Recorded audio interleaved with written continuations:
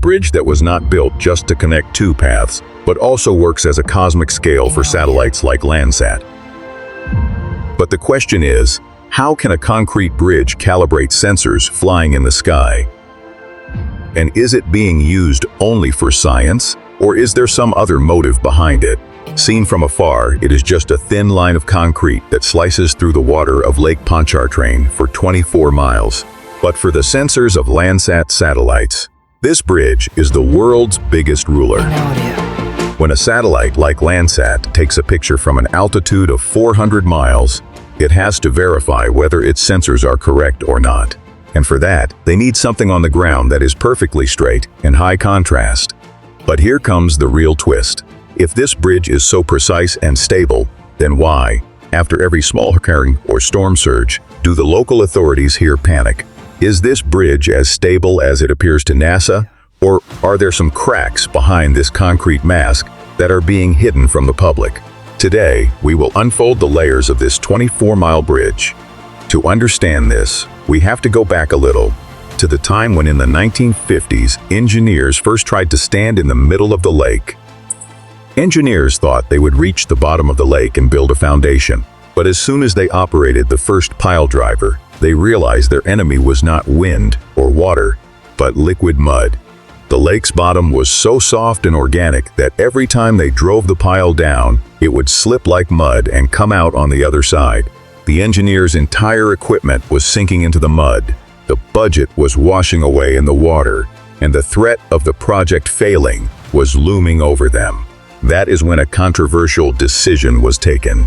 The engineers decided they would use a floating foundation, and for this, they did something that had never been done before. They turned the construction site from the water into an assembly line. Instead of building the bridge on site, they were preparing the pieces, segments, of the 24-mile-long bridge in a factory on land. Every pillar, every girder pre-prepared, like a massive Lego set. This technique not only gave speed to the work, but also raised the bridge over the water at a speed of 58 meters per day.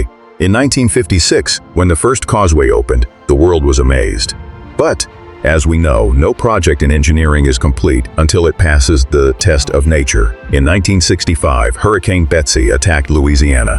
120 miles per hour winds and 10-foot-high waves. Lake Pontchartrain was boiling. After the storm subsided, when the engineers surveyed it, they were stunned. 60-ton heavy concrete beams were swaying in the storm, as if someone had pulled toys out of a nail. The engineers had just placed the beams on the pillars, relying on gravity and friction. Betsy proved gravity is not enough all the time. And then, that dark day of 1964, a passenger bus collided on this very bridge and fell into the water, in which 38 people died. This tragedy shook the entire Louisiana. But this very accident forced the engineers to change the design philosophy. They permanently locked the beams with strong steel dowels. This was the upgrade that, 40 years later during Katrina, saved this bridge from destruction. And because of this strength, today it is not just a path. It is so stable that NASA and USGS use it for the calibration of satellites flying in space. Now you might be thinking, what does calibration have to do with the bridge? Look, satellites like Landsat take pictures of the Earth amidst ever-changing weather.